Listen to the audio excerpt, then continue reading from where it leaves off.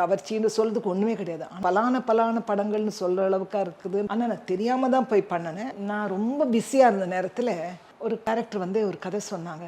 அபூர்வ ராங்கல ஸ்ரீவித்யா அம்மா பண்ண மாதிரி ஒரு கேரக்டர்.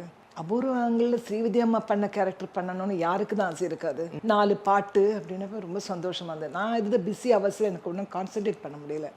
நல்ல பேமெண்ட், அன்னைக்கு தகுந்த நல்ல பேமெண்ட்டு எல்லாம் கொடுத்தப்போ இது யாரோட சப்ஜெக்ட்டுங்கன்னு ஒன்றும் இல்லை. அதாவது ஒரு வீட்டில் இருக்கிற நல்ல மனைவி தன்னுடைய கஷ்டங்களையோ சண்டைகளையோ வருத்தங்களையோ வெளியே ஆளுங்களுக்கு சொல்லக்கூடாதுங்கிற ஒரு மெசேஜ். இது ரொம்ப அருமையான மெசேஜ்னு எனக்கு நான் ஃபீல் பண்ணினேன். அது வீட்டில் ஒரு பெரிய பாடகி வந்து தன் புருஷன் தன்னுடைய கலை ரசிக்க மாட்டார். ஒரு வெளியே ஒரு இளைஞன் வந்து அதை ரசிக்கிறாங்க. அந்த அம்மா அதில் வந்து கேரிட் ஓவர் ஆகிறாங்க. அப்புறமா ரியலைஸ் பண்ணுறாங்க அது எவ்வளோ ஒரு பேட் இன்ஃப்ளூயன்ஸுங்கிறது. அது ஒரு மக்களுக்கு ஒரு மெசேஜ் தான். ஆனால் இவ்வளோதாங்க அந்த படத்தில் நடிஞ்சது. கவர்ச்சின்னு சொல்றதுக்கு ஒன்றுமே கிடையாது. நம்ம எப்படி எடுத்துக்கிறோம் எந்த நல்ல மெசேஜ். ஆனால் என்ன இது வந்து ஒரு பெரிய ஒரு பலான படங்கள்னு சொல்கிற அளவுக்கா இருக்குதுன்றது எனக்கு புரியவில்லை. ஆனால் நான் தெரியாமல் தான் போய் பண்ணினேன்.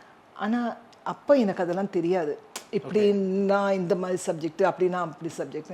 இந்த விஷயம் நான் ரொம்ப பயமுறுத்துற விஷயம்தான். ஓகே, நம்ம ஒரு நல்ல எண்ணத்தில் நல்ல ஒரு மெசேஜை பப்ளிக் கொண்டு போய் ரீச் பண்ண போகிறோம்னு நினச்சா அது ஆப்போசிட்டாக ஒர்க் அவுட் ஆகிறது கஷ்டமான விஷயம் இல்லை.